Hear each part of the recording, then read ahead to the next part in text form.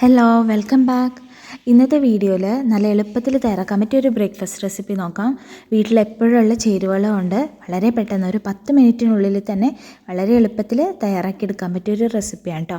അപ്പോൾ അതിനായിട്ട് ആദ്യം ഒരു ബൗളിലേക്ക് 2 കപ്പ് അരിപ്പൊടി ചേർത്ത് കൊടുക്കുകയാണ്.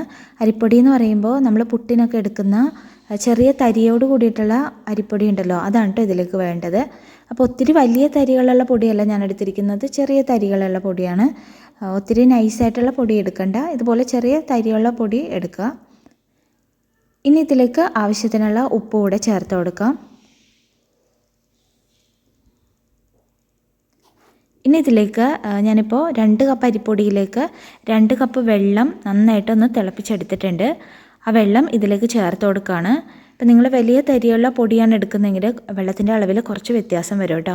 അപ്പോൾ ഞാനെടുത്ത ഈ പൊടിയിലേക്ക് 2 കപ്പ് വെള്ളം കറക്റ്റായിരുന്നു. അപ്പോൾ അതുകൂടെ ചേർത്ത് കൊടുത്തിട്ടുണ്ട്. വെള്ളം നന്നായിട്ട് തിളപ്പിച്ചെടുത്തിട്ട് ചേർത്ത് കൊടുക്കുക കേട്ടോ.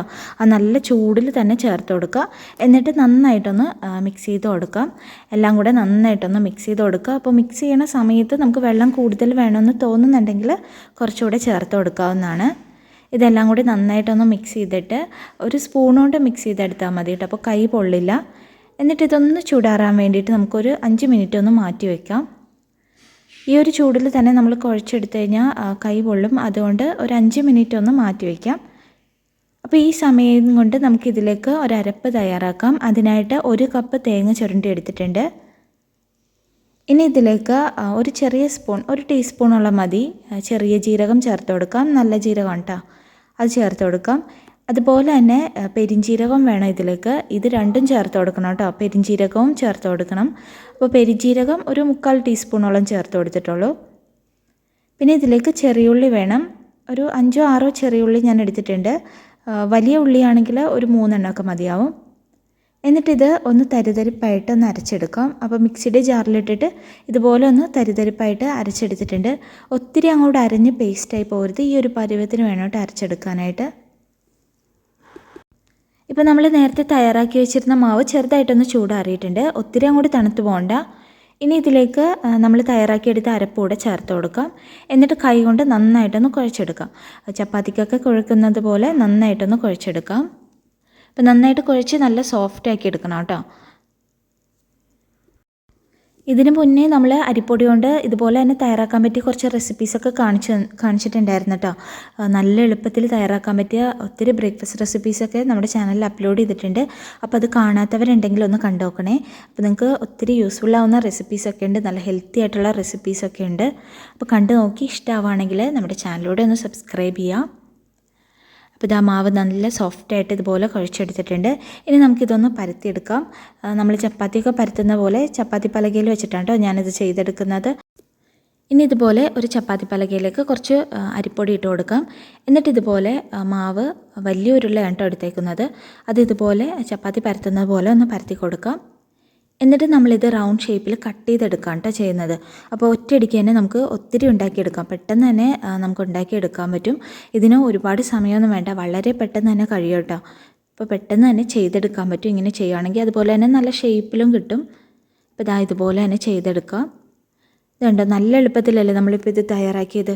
ഇതുപോലെ എളുപ്പത്തിൽ തയ്യാറാക്കിയെടുക്കാം. രാവിലെ എഴുന്നേറ്റ് നമ്മൾ ഒന്നും പ്രിപ്പയർ ചെയ്ത് വെക്കാത്ത ദിവസങ്ങളിൽ, ഇപ്പോൾ മാവൊന്നും നമ്മൾ റെഡിയാക്കി വെക്കാത്ത ദിവസങ്ങളിലൊക്കെ ഇതുപോലെ തയ്യാറാക്കുകയാണെങ്കിൽ പെട്ടെന്ന് തന്നെ തയ്യാറാക്കിയെടുക്കാം കേട്ടോ. ഒരു 10 മിനിറ്റ് തന്നെ അധികമാണ് ഇതിന്. ഇപ്പോൾ പെട്ടെന്ന് തയ്യാറാക്കാൻ പറ്റിയൊരു റെസിപ്പിയാണ്. ഇപ്പോൾ ജോലിക്കൊക്കെ പോകുന്നവരാണെങ്കിൽ രാവിലെ എഴുന്നേറ്റ് വളരെ ഈസി ആയിട്ട് തയ്യാറാക്കിയെടുക്കാൻ പറ്റും. ഇതുണ്ടോ, ഒറ്റയടിക്ക് തന്നെ നമുക്ക് ഇത്രയും എളുപ്പത്തിൽ തയ്യാറാക്കിയെടുക്കാൻ പറ്റും. അപ്പോൾ കാണാനും നല്ല ഭംഗിയാണ്, കഴിക്കാനും നല്ല ടേസ്റ്റാണ്, കുട്ടികൾക്കും നന്നായിട്ട് ഇഷ്ടമാവും. കുട്ടികൾക്ക് സ്നാക്ക് ബോക്സിലൊക്കെ കൊടുത്തു വിടാം. അപ്പോൾ ഇതെല്ലാവരും ഒന്ന് ട്രൈ ചെയ്ത് നോക്കണം കേട്ടോ. അതായത് കണ്ടോ, ഇതുപോലെ ഞാൻ എല്ലാം ഇതുപോലെ റെഡിയാക്കി എടുത്തിട്ടുണ്ട്. എല്ലാം നല്ല കറക്റ്റ് ഷേപ്പിൽ തന്നെ കിട്ടിയിട്ടുണ്ട്. നമ്മളത് ഒരു ക്യാപ്പ് വെച്ചിട്ട് ചെയ്തെടുത്തതുകൊണ്ട് പെട്ടെന്ന് തന്നെ നല്ല ഷേപ്പിലെല്ലാം കിട്ടിയിട്ടുണ്ട്. ഇനി ഒരു പാൻ ചൂടാക്കാനായിട്ട് വെച്ചിട്ട് അതിലേക്ക് കുറച്ച് ഓയിൽ ഒഴിച്ചു കൊടുക്കുകയാണ്. നമ്മളിത് ഓയിലിൽ പൊരിച്ചെടുക്കുകയാണ് ചെയ്യുന്നത്. അപ്പോൾ ഓയിൽ നന്നായിട്ട് ചൂടായി കഴിയുമ്പോൾ ഇത് ഓരോന്നായിട്ട് ഇട്ട് കൊടുക്കാം. നല്ല ചൂടിൽ തന്നെ ഇട്ട് കൊടുക്കണം കേട്ടോ, അപ്പോൾ തന്നെ ഇതൊന്ന് പൊങ്ങി വരും. നല്ല സോഫ്റ്റ് ആയിട്ടുള്ള ഒരു റെസിപ്പിയാണ് കേട്ടോ ഇത് നല്ല സോഫ്റ്റായിട്ട് തന്നെയാണ് കിട്ടുന്നത്.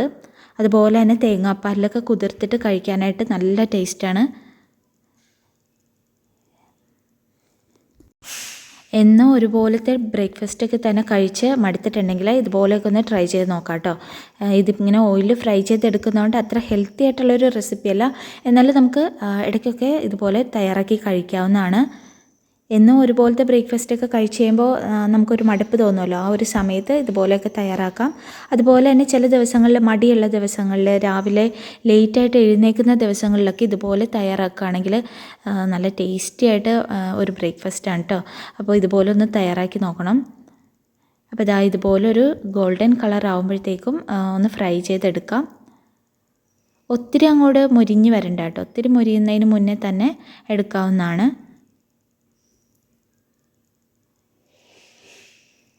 ഇതുപോലെ നമ്മൾ അപ്ലോഡ് ചെയ്തേക്കുന്ന വീഡിയോസൊക്കെ കാണാത്തവരുണ്ടെങ്കിൽ കണ്ടു നോക്കണം കേട്ടോ. ഒത്തിരി നല്ല റെസിപ്പീസൊക്കെ അപ്ലോഡ് ചെയ്തിട്ടുണ്ട്. ഇനിയും ഒരുപാട് നല്ല റെസിപ്പീസൊക്കെ അപ്ലോഡ് ചെയ്യാം. അപ്പോൾ ചാനൽ സബ്സ്ക്രൈബ് ചെയ്യാതെ കാണുന്നവരുണ്ടെങ്കിൽ ചാനലോടെ ഒന്ന് സബ്സ്ക്രൈബ് ചെയ്യണേ.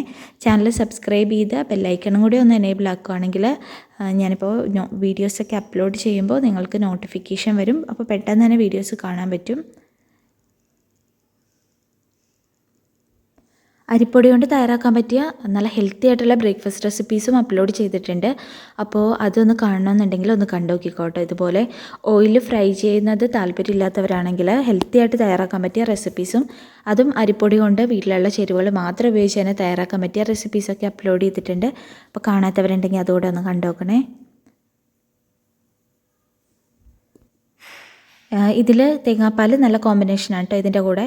അതുപോലെ തന്നെ നോൺ വെജ് കറികളുടെ കൂടെയൊക്കെ കഴിക്കാവുന്നതാണ്. അപ്പോൾ ഇതൊന്ന് ട്രൈ ചെയ്ത് നോക്കി ഇഷ്ടമാണെങ്കിൽ നമ്മുടെ ചാനലിലൂടെ ഒന്ന് സബ്സ്ക്രൈബ് ചെയ്യുക, ഫീഡ്ബാക്സൊക്കെ അറിയിക്കുക. അപ്പോൾ വേറൊരു നല്ല റെസിപ്പി ആയിട്ട് കാണാം. ബൈ.